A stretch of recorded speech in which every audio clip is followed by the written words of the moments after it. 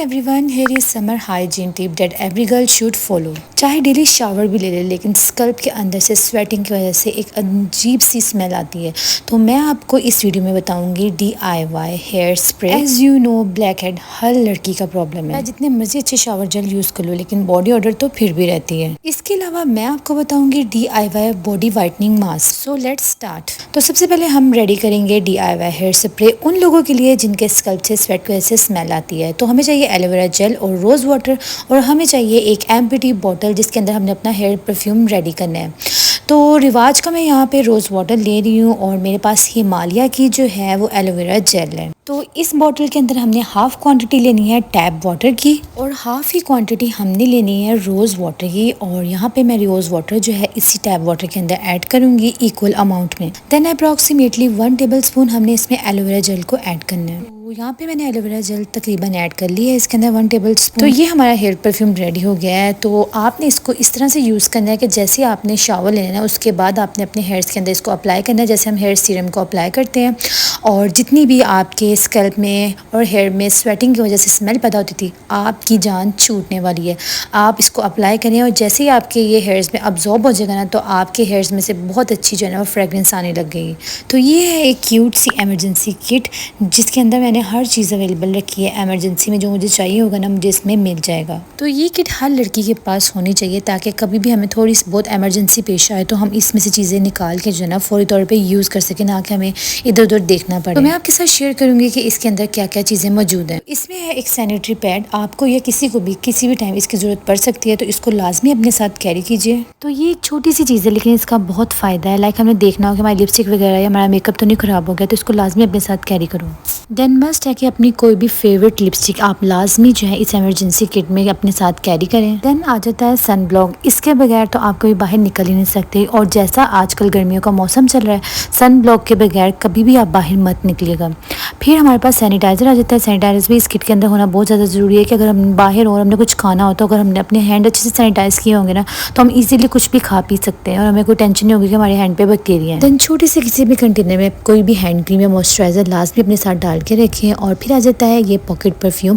बड़े बड़े परफ्यूम तो हम कैरी नहीं कर सकते, इसलिए बेटर है कि इस एमरजेंसी किट में आप छोटा मिनी पॉकेट परफ्यूम रखें, ताकि जब भी आपको लगे कि आपसे बैड ऑर्डर आ रही है तो आप इसको अप्लाई करें। बहुत ज़्यादा डस्ट और ऑयल की वजह से हमें ब्लैक हेड्स और वाइट हेड्स का इशू हो जाता है। तो मैं यहाँ पे आपको रिकमेंड करूँगी रिवाज की नोज स्ट्रिप। इसके अफोर्डेबल भी है और इसके रिजल्ट्स भी बहुत ज़्यादा अच्छे हैं। तो बहुत से लोग सही तरह से यूज़ नहीं कर सकते, इसलिए उनको अच्छे रिजल्ट्स नहीं मिलते। तो मैं आपको यहाँ पे आज सही तरीका बताऊँगी। तो ये कुछ इस तरह की स्ट्रिप होती है और मैं आपको एक स्ट्रिप ओपन करके भी दिखाऊंगी कि किस तरह से आपने जो है ना इसको अपने नोज़ पे अप्लाई करना है। तो इसकी 2 साइड है, एक जो है वो मैट साइड है, दूसरी शाइनी। तो आपने शाइनी साइड अपने नोज़ पे अप्लाई करनी है, लेकिन इससे पहले आपने अपने फेस को अच्छी तरह से वॉश करना है और हल्का सा जो है रोज़ वाटर आपने अपने नोज़ पे अप्लाई कर लेना है और फिर देन इस स्ट्रिप को अप्लाई करना है। समर में बहुत ज़्यादा ज़रूरी होता है कि आप डेली शावर लें, लेकिन उससे भी ज़्यादा ज़रूरी बात यह है कि आप शावर ले किससे रहे हैं। तो आपने जो है वो सोप यूज़ नहीं करना, आपने कोई सी भी शावर जेल यूज़ करनी है। मैं यहाँ पे आपको डव की शावर जेल रिकमेंड करूँगी। इसकी बहुत मज़े की फ्रेगरेंस है और सबसे बड़ी बात यह है कि ये सोप और शावर जेल तकरीबन उतने में ही पड़ते हैं। आप एक दफ़ा शावर जेल ले लेना है तो आपके 6-7 माह कहीं भी नहीं जाते। मुझे पर्सनली लक्स के शावर जेल बहुत मज़े के लगते हैं, इनकी बहुत मज़े की फ्रेगरेंस है। और एक बहुत इंपॉर्टेंट हाइजीन टिप कि जब भी आपके पीरियड्स हों, तो मैंने ऐसे बहुत से लोग देखे हैं जो कि एक पैड को 2-2, 3-3 दिनों तक भी चलाते हैं। तो ऐसा करने से आपको ज़बरदस्त किस्म की इन्फेक्शन हो सकती है। तो अगर आप चाहते हैं कि आप नीट एंड क्लीन लें और इन्फेक्शन फ्री रहें, तो आपने अपने पैड को 6 to 7 आवर्स के बाद चेंज कर लेना है। It's very important to clean your private part hairs after 1 week और 2 वीक। तो मैं आपको बताऊंगी कि किस तरह से आप ना अपने प्राइवेट पार्ट हेयर्स को ईजिली रिमूव करें। तो यहाँ पे मैं आपको ये बॉडी रेजर्स रेफ़र करूँगी। बहुत अफोर्डेबल है, 150 रुपीज़ की इसकी प्राइस है और यहाँ पे तरीका सारा लिखा हुआ है। अच्छा जी, ये सेफ़ टू यूज़ है और इसको यूज़ करना बहुत ज़्यादा ईजी है। मैं आपको एक रेज़र निकाल के दिखा देती हूँ। इस तरह से ये रेज़र होता है। इतने ज़्यादा इसके जो है ना वो शार्प ब्लेड नहीं होते हैं।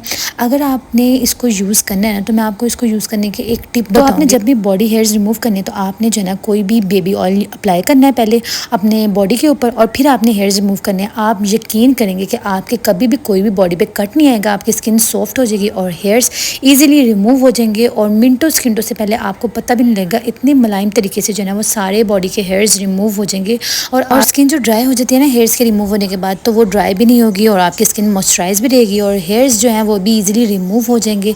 और मैं आपको अब ये हेयर्स रिमूव करके करके दिखाती हूँ कि किस तरह से ईजिली मैंने जो है ना वो हेयर्स को रिमूव कर लिया है। एज यू कैन सी, तो बहुत से लोगों का ख्याल ये है कि शावर जेल को लोफा के ऊपर लगा के यूज़ नहीं करना चाहिए, इसके अंदर बहुत से बैक्टीरिया पैदा हो जाते हैं, तो और इसे कुछ देर के बाद यूज़ करके डिस्कार्ड कर देना चाहिए। तो आपने इसको डिस्कार्ड नहीं करना, मैं आपको बताती हूँ आपने इसको नीट कैसे करना है। आपने एक टब लेना है और उसके अंदर लोफा को अच्छी तरह से बार बार डिप करना है कि जितने भी इसके अंदर जो है ना वो शावर जेल होगी वो अच्छे से निकल जाए। और फिर आपने डिप करने के बाद क्या करना है, 10 से 20 मिनट ना धूप में इसको पड़े रहने देना। जैसे ये धूप में पड़ा रहेगा ना तो ये जो है ये ड्राई हो जाएगा और इसके अंदर से तमाम जो बैक्टीरिया और जर्म्स है ना वो किल हो जाएंगे। और आप जानते हैं कि जितनी आजकल धूप पड़ रही है ना, मिनटों सेकंडों में ये पहले सूख जाएगी। तो आपने क्या करना है, 2 वीक या 3 वीक के बाद इस तरह से लोफा को नीट एंड क्लीन करना है और इसको धूप में रखना है ताकि ये डिसइंफेक्ट हो सके। गर्मियों में स्वेटिंग का बहुत ज़्यादा इशू होता है और स्वेटिंग के साथ साथ इस तरह से जो है वो निशान बन जाते हैं जो बहुत बुरे लगते हैं। तो आप किसी भी कंपनी का टैल्कम पाउडर यूज़ करें और आपको क्या करना है कि आपने जो है ना टैल्कम पाउडर को अपने अंडर आर्म्स में अप्लाई करना है। इससे क्या होगा कि आपको स्वेटिंग कम होगी और इस तरह के जो वियर्ड किस्म के निशान है ना वो बिल्कुल भी नहीं बनेंगे।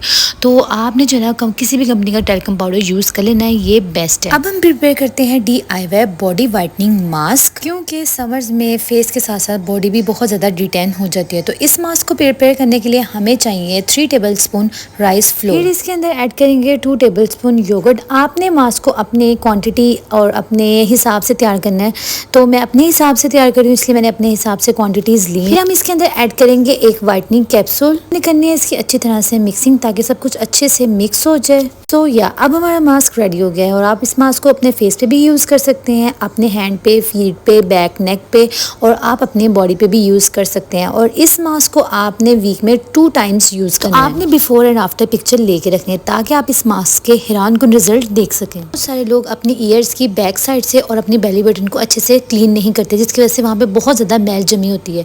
तो इसको भी क्लीन करना बहुत ज़्यादा ज़रूरी है और मैं आपको बताऊँगी इसको क्लीन करने का तरीका। आपने लोफा लेना है और उसके ऊपर शावर जेल लगानी है और इस तरह से अपनी ईयर की बैक साइड और अपनी बेली बटन को अच्छे से क्लीन करना है ताकि जो सारी मैल है ना वो अच्छी तरह से निकल जाए। हम बात कर लेते हैं ओरल हाइजीन की। जैसे हर चीज़ की हाइजीन का ख्याल रखना ज़रूरी है, ऐसे ओरल हाइजीन का ख्याल रखना भी बहुत ज़्यादा ज़रूरी है ताकि जो है हम बात करें किसी से तो एक बैड ऑर्डर जो है ना अगले बंदे को फील ना हो और हमारी पर्सनैलिटी का अगले बंदे पे बैड इंप्रेशन ना पड़े। तो ये कुछ स्टेप्स हैं, कुछ टिप्स हैं जिनको आपने फॉलो करना है। ब्रश आपने कोई भी अच्छा सा माउथ वॉश यूज़ करना है, मैं कोलगेट का यूज़ करती हूँ और आपको ये रेफ़र करती हूँ। और आपने क्या करना है, अपने बैग के अंदर कोई भी अच्छी सी जो है ना वो बबल गम रखनी है।